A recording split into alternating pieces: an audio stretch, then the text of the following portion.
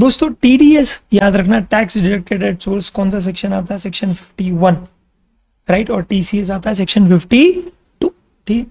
अब यहाँ पे दोस्तों सिनेरियो क्या है, बहुत जरूरी है ये समझना कि भैया यहाँ पे दो बहुत इंपॉर्टेंट कंडीशन आपको देखनी है टू चेक कि टीडीएस डिडक्ट होगा कि नहीं। ये पूरे चैप्टर में दो ही चीज समझना है कि कौन से केसेस है जहाँ पे टीडीएस डिडक्ट होगा, कौन से केसेस है जहाँ पे टीडीएस डिडक्ट नहीं होगा, बस, और कुछ नहीं है चैप्टर में। तो एप्लीकेबिलिटी देख लो, नॉन एप्लीकेबिलिटी देख लो, खत्म, चैप्टर खत्म भाई। Okay done, let's go. तो सबसे पहला माय डियर फ्रेंड्स बात कर रहे हैं हम लोग कि भैया आपका अगर contract value of taxable supplies, please ये अंडरलाइन किया है मैंने, अच्छे से इसको देखना, ठीक है।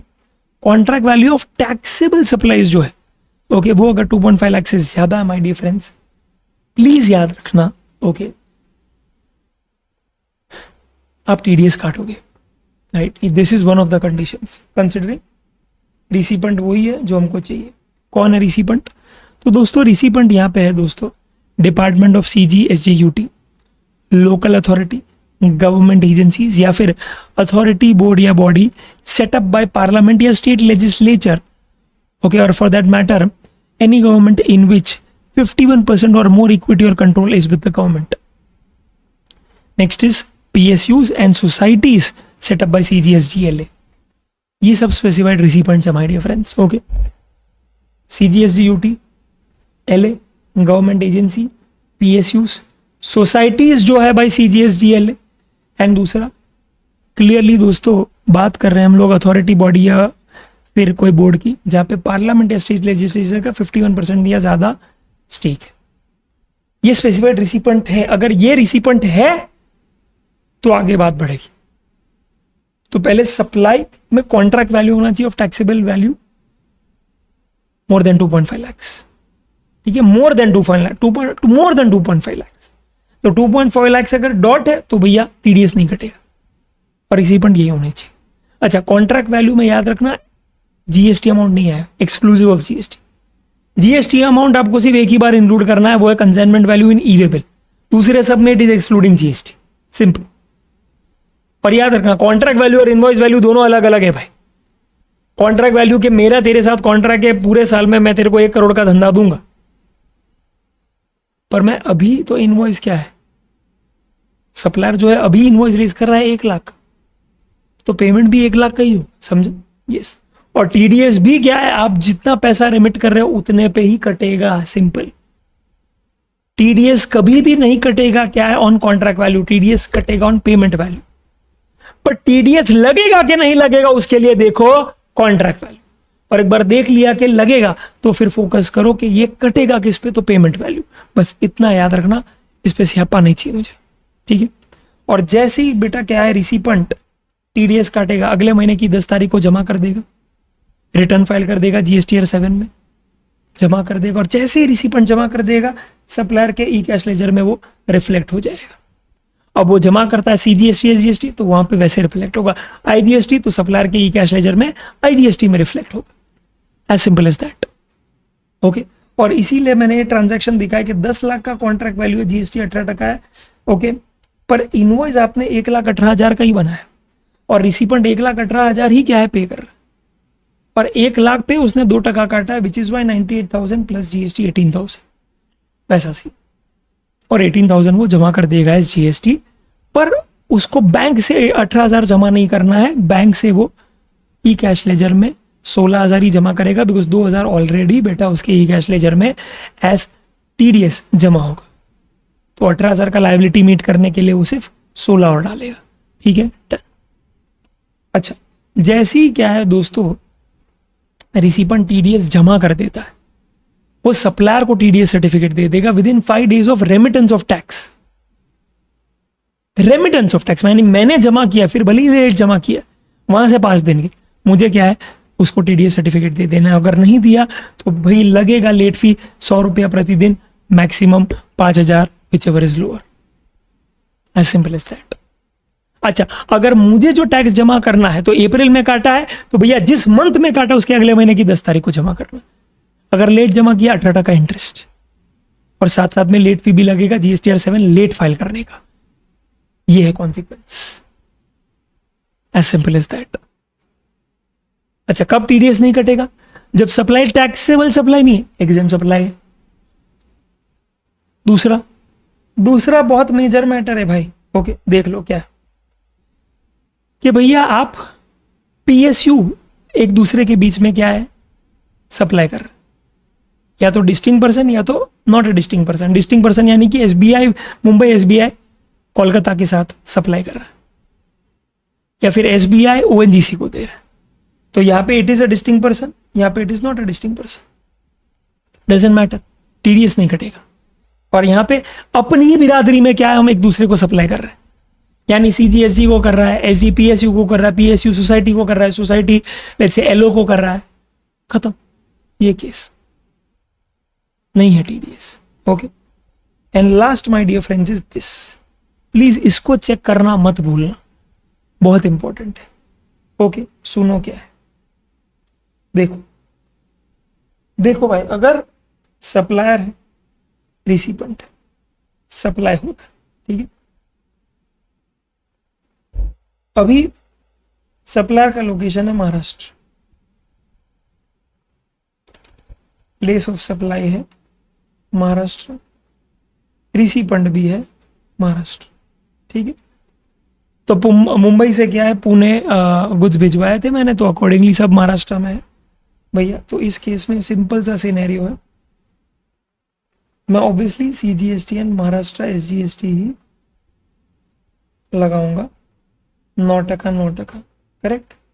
ये इंट्रा स्टेट सप्लाई हो गया, सिंपल सी बात। ओके, अब सिंस ये इंट्रा स्टेट सप्लाई इसका नेचर है, तो भैया ये बंदा जो टीडीएस काटेगा वो भी काटेगा सीजीएसटी एंड महाराष्ट्र एसजीएसटी, 1% जमा कर देगा, समझा? यस, क्योंकि सप्लाई का नेचर क्या था, इंट्रा था, समझा? यस। नेक्स्ट, सप्लायर है महाराष्ट्र, रिसिपेंट है गुजरात, प्लेस ऑफ सप्लाई भी गुजरात, ठीक है। अब यहां पे सिचुएशन क्या है, LOS and POS are in different states, तो इंटर हो गया, तो आईजीएसटी लगा दिया 18% पे। Got it my dear friends? अरे यस और नो? यस।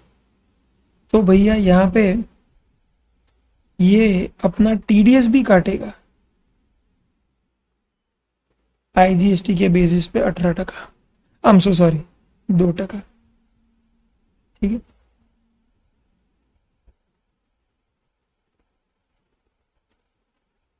समझा ना गाउठी?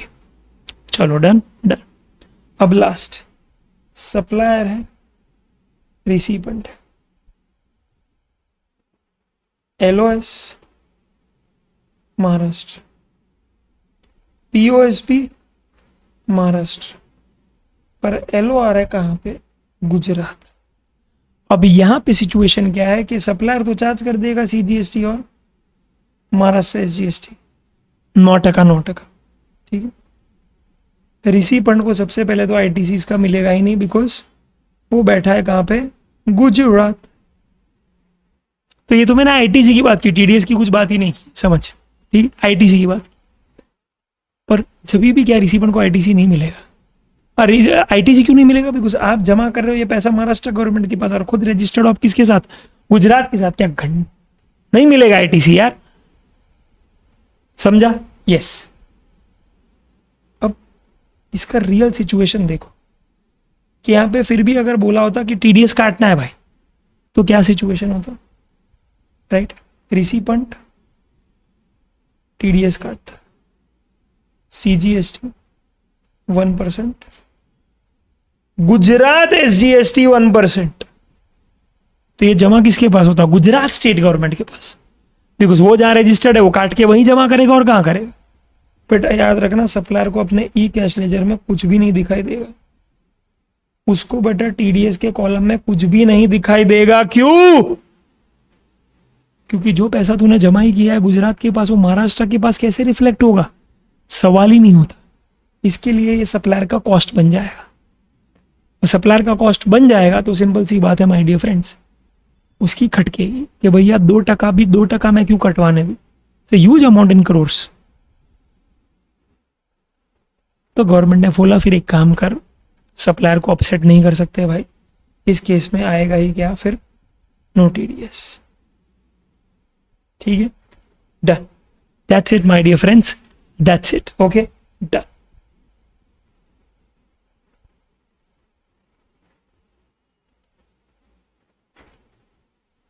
हाँ बस एक चीज याद रखना, इसकी जो लेट फीस है ना और वो सर्टिफिकेट की है, वो दोनों अलग है। यहाँ पे 25 रुपये प्रतिदिन है, मैक्सिमम 1000 रुपया, और वहां पे 100 रुपया प्रतिदिन है, मैक्सिमम 5000। दैट्स इट, ठीक है डन। और टीडीएस याद रखना भाई किस पे कटता है, पेमेंट वैल्यू पे, इतना याद रखना, ठीक है डन।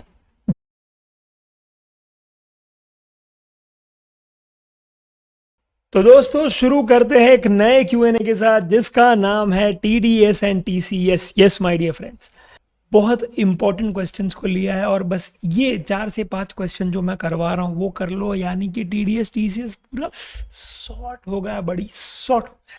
ठीक है, चलिए दोस्तों सबसे पहले बात करते हैं टीडीएस की, ओके, जिसके ज़्यादा चांसेस है आने की। बट टीसीएस में 2-3 ऐसे अमेंडमेंट दोस्तों है जो लास्ट टाइम भी नहीं पूछे थे, और ताज़ा ताज़ा अमेंडमेंट है, क्लियरली एग्जाम में आ सकते, तो उसको भी ध्यान से करेंगे। ठीक है, Monier Enterprise है दोस्तों, registered in Delhi, is engaged in supply of goods and services exclusively to government departments, agencies and person notified under section 51. It has provided the info relating to supplies made. अब अक्टूबर का महीना है दोस्तों, और आपको specifically यहाँ पे total contract value बताया है इंक्लूसिव ऑफ जीएसटी, और यहाँ पे पेमेंट ड्यू इन अक्टूबर भी बताया है जो रिसीपेंट को पे करना है टू सप्लायर। ठीक है, लास्ट में you are required to determine the amount of tax if any to be deducted from each of the receivable given above, assuming the rate of CGST SGST is 18%।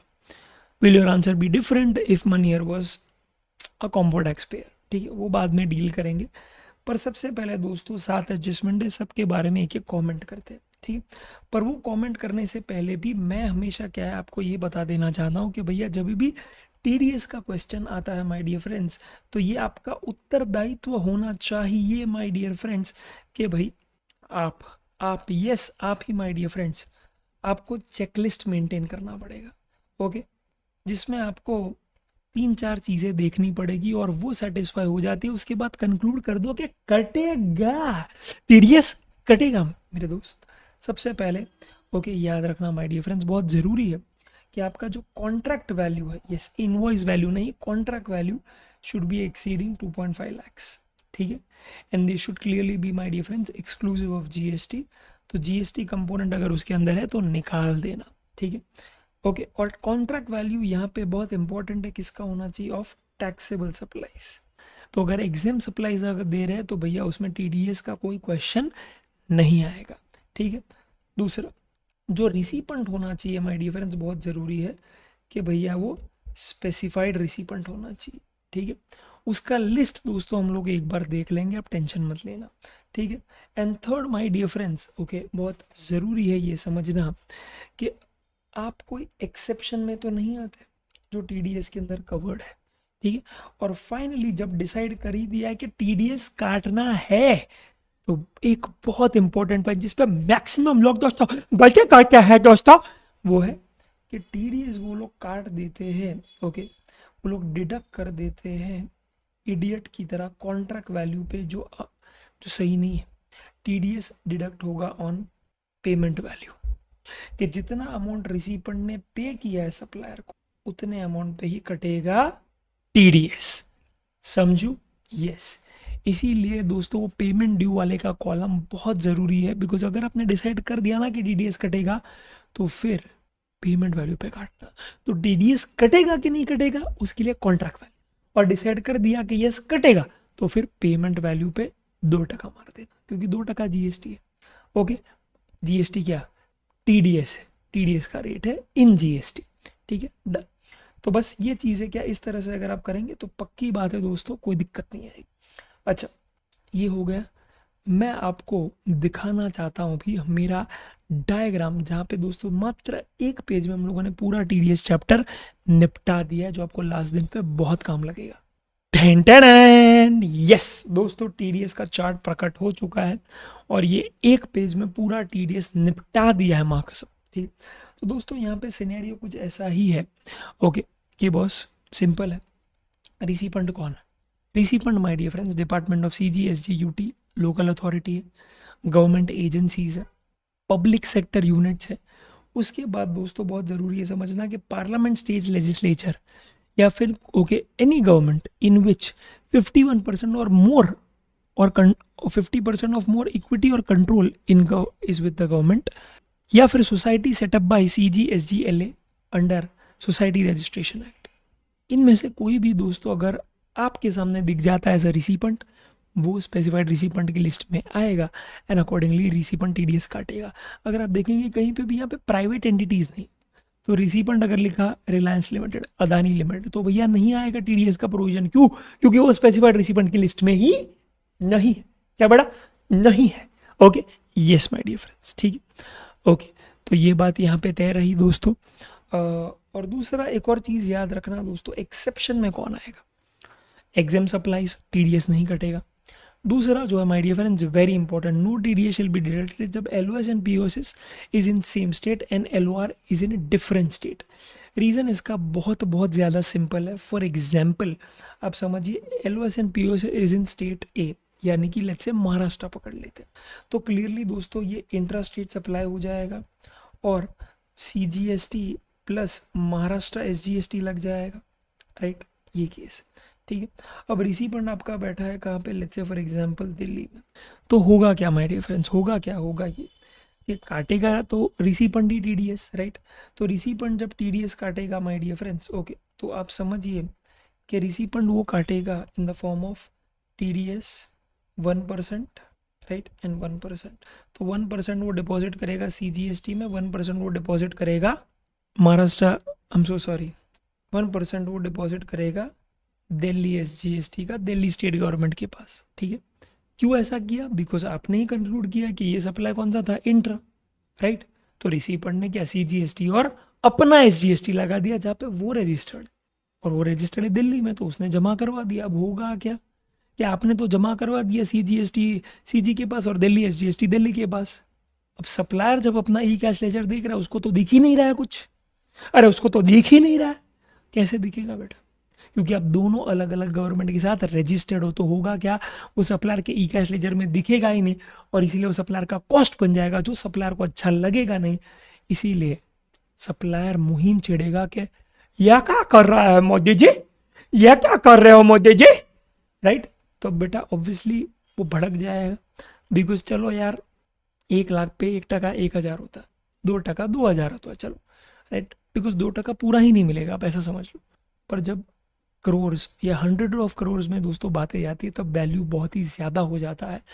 और इसी को मद्देनजर रखते हुए government को लगा कि यार सप्लायर के बाद कोई भी हालत में नुकसान नहीं होना चाहिए, और इसीलिए गवर्नमेंट ने बोल दिया ऐसे सिचुएशन में तो भैया सिंपल सी बात है, TDS कटेगा ही नहीं।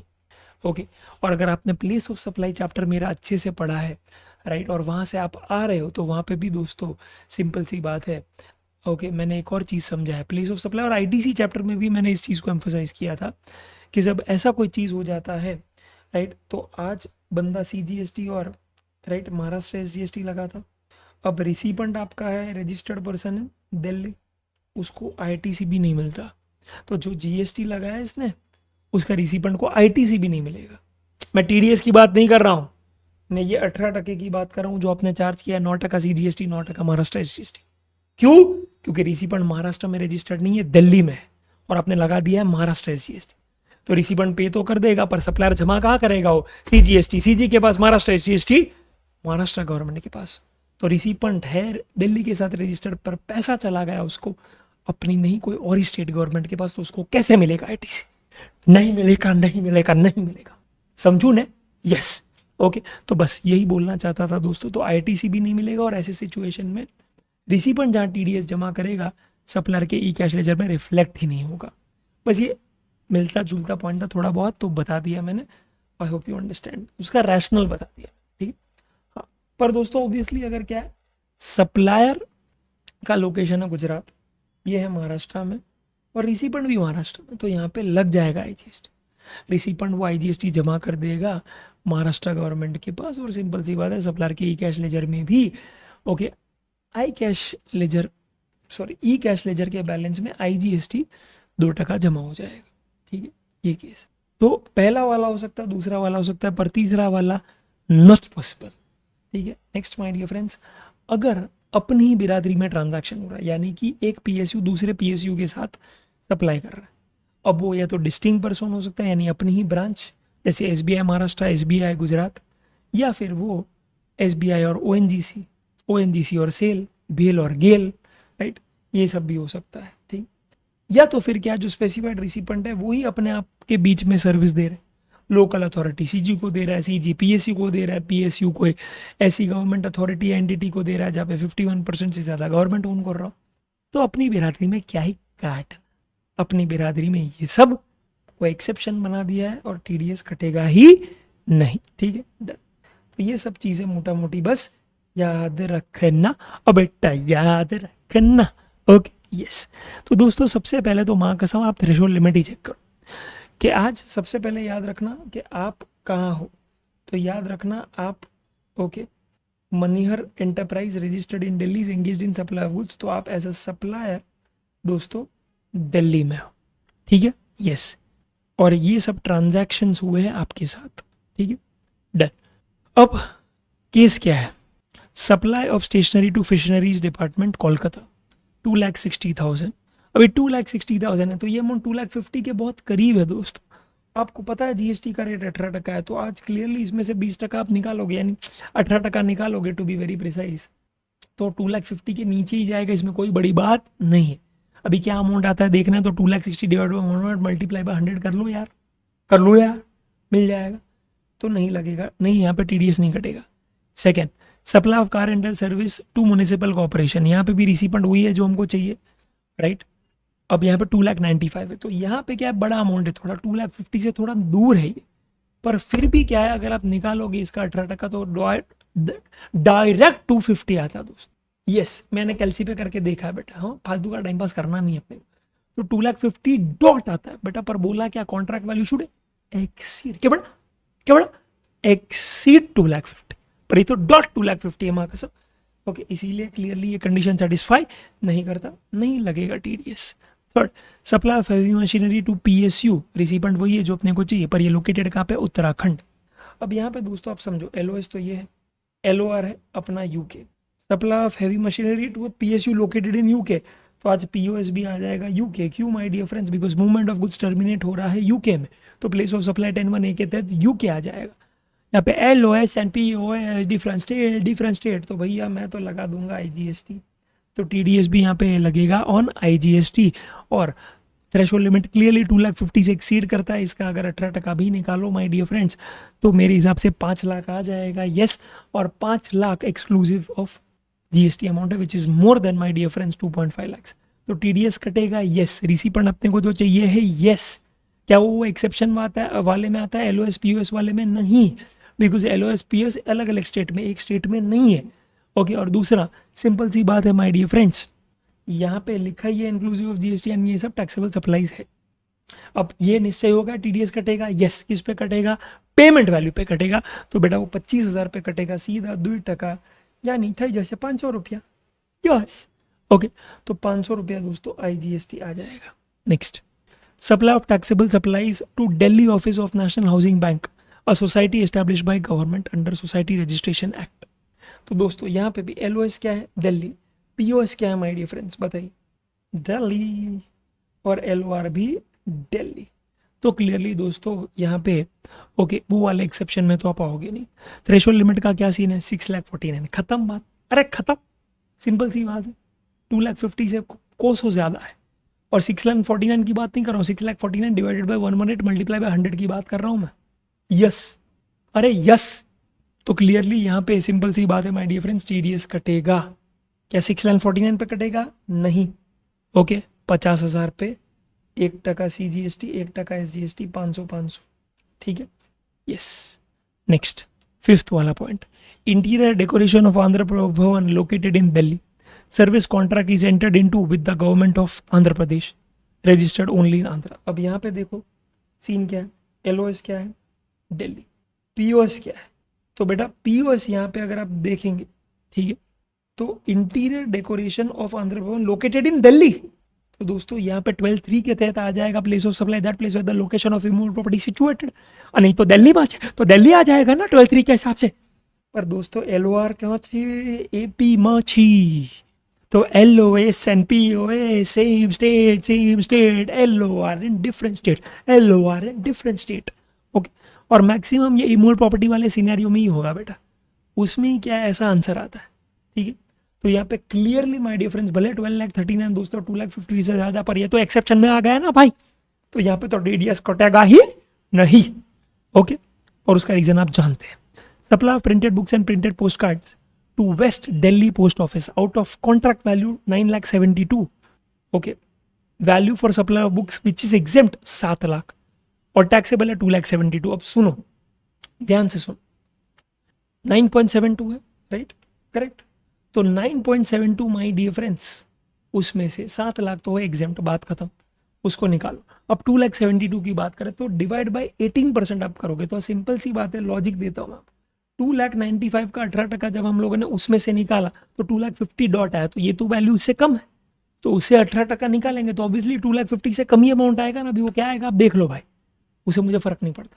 तो clearly contract value is not exceeding the amount of 2,50,000, और इसीलिए इस पे भी क्या है, अमाउंट बस बड़ा दिखता है पर है नहीं. अगर एग्जाम पोर्शन को निकाल दो तो टैक्सेबल 272 ही है, तो नहीं कटेगा TDS. Last, maintenance of street lights in municipal area of east Delhi. The maintenance contract enter into the municipal corporation of Delhi also involves replacement of defunct lights and other spares. However, the value of goods is not more than 25% of the value of composite supply. Clearly दोस्तों ये entry number 3 में आता है. Yes, जहाँ पे अगर आपने composite supply किया है, जहाँ पे आप गुड्स और सर्विस दे रहे हो और एक ऐसा फंक्शन कर रहे हो जो 243G या 243W में लिखा और ये 243W में लिखा है, और रिसिपेंट कौन है, CGSD UTL है, और यहाँ पे रिसिपेंट है LA, लॉस एंजलिस नहीं गधे, लोकल अथॉरिटी. सपने तो बड़े बड़े हैं तेरा, पर मेहनत है उतनी नहीं. तो क्लियरली दोस्तों ये आ जाएगा एग्जाम सप्लाईज, और एग्जाम सप्लाई पे लगता है GST नहीं. 2,50,000 क्या contract value of taxable supplies, क्या बेटा टैक्सेबल सप्लाईज, नहीं कटेगा TDS बेटा, नहीं कटेगा TDS. समझा, माने जितने भी एडजस्टमेंट्स हो सकते थे वो सब कवर हो गए, बस खत्म ना, फिर आगे बढ़ो जीवन में.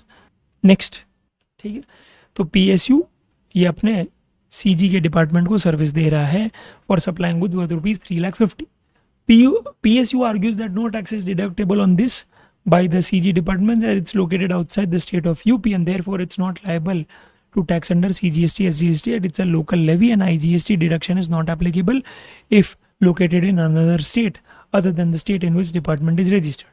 बकवास है बेटा, बकवास है. यस, यहाँ पे TDS नहीं कटेगा, पर ये रीज़न नहीं है. रीज़न ये है कि एक स्पेसिफाइड पर्सन दूसरे स्पेसिफाइड पर्सन को यहाँ पे सप्लाई दे रहा है, ये रीज़न. नॉट बिकॉज ये LOS और POS LOR वाला जो एक्सेप्शन है वो नहीं, सवाल ही नहीं पैदा. ठीक है, बिकॉज उस हिसाब से तो भैया आप चेक करो, मैप करो ना भाई, राइट. तो आज सिंपल सी बात है, LOS कहाँ पे है, दिल्ली. आपका LOR कहाँ पे है, UP. ठीक है, और क्या हो रहा है, आपको गुड सप्लाई करना है उसको, राइट, दिख रहा है यहाँ पे, into a contract with the public sector registered bank for supplying goods. और सप्लाई कहाँ करेंगे आप ये गुड्स, टू UP. तो यहाँ पे आ जाएगा UP प्लेस ऑफ सप्लाई. तो ये और ये दोनों एक स्टेट में होने चाहिए, तब जाके वो एक्सेप्शन में आता. आप जो आर्ग्यू कर रहे हो वो गलत है. ठीक है, and which is why my dear friends, answer है कि नहीं कटेगा, पर उसका रीज़न बस इतना है कि भैया when one specified person is providing supply of goods or service to another specified person, it is an exception, TDS will not be deducted. Next, would there be any difference if instead of PSU it was a private entity? तो यहाँ पे कोई private entity दोस्तों अगर क्या है supply दे रहा है, यस, हेल यस, बिकॉज यहाँ पे अभी वो एक्सेप्शन के बाहर आ जाओगे आप. ओके, प्राइवेट एंटिटी अगर क्या है कोई सर्विस दे रहा है CG को, तो क्या रिसिपेंट स्पेसिफाइड है, यस. क्या 2.5 लाख से ज्यादा वैल्यू है सप्लाई का, यस. क्या वो टैक्सेबल सप्लाई है, यस, तो फिर खत्म बात, राइट। और क्लियरली दोस्तों इसीलिए टीडीएस कटेगा। ओके, अच्छा बोला है कितना पेमेंट करने वाला है ये नहीं, तो अज्यूम करेंगे कि जितने का क्या है भैया कॉन्ट्रैक्ट वैल्यू है उतने का ही पेमेंट होगा, ठीक है। तो आज आंसर विल बी यस कि TDS will be deducted and it will be deducted at the rate 2%। Okay, assuming कि भाई 3.5 lakhs is the amount that you have also paid, तो भैया 3.5 lakhs पे 2%, ठीक है। और लग भी जाएगा in the form of TDS, कटेगा फॉर्म ऑफ आईजीएसटी 2%, ठीक है। Third, if private sector undertakes works contract for the above department in New Delhi, what would be the position of tax deduction when the contract value is 5 lakhs? ठीक है, तो वो 2% पे cut जाएगा, 5 लाख पे 2% cut जाएगा दोस्तों, तो हो जाएगा 10,000। ये सीन है। नेक्स्ट फोर्थ वाला केस, अरे चुप रहना भाई, नहीं तारी जरूरत, अरे काय वांधो ने। फोर्थ, द डिस्टर्बिंग ऑफिसर नहीं है बेटा, वो डिसबर्सिंग ऑफिसर है, has not paid the tax deducted in the month of February amounting to 2 lakh, okay, under CGST and 2 lakh under SGST to the government's account on the relevant date. But it paid on 14th May 2019. ठीक है। Further, return of the month is also filed on that date. What are the consequences of such failures? तो ये एक अलग ही एक example है दोस्तों, ऐसा नहीं है कि ऊपर कुछ बोला उसके रिलेटेड है, बिकॉज ऊपर तो कहीं डेट्स दी ही नहीं है। उसने सिर्फ एक एग्जाम्पल दिया है कि 4 लाख का क्या है आपका टीडीएस था, 2 लाख सीजीएसटी, 2 लाख एसजीएसटी, वो कौन से मंथ का था, फेब्रुवरी मंथ का था। अब आपको पता होना चाहिए दोस्तों, ओके, कि अगर फेब्रुवरी मंथ में आपने काटा है, ठीक है, फेब्रुवरी मंथ में अगर आपने टीडीएस काटा है तो आपको जमा कब करना है, 10 मार्च। पर आपने जमा कब किया है, कहाँ चला गया भाई, हाँ आपने जमा कब किया है माय डियर फ्रेंड्स, बताइए इसको।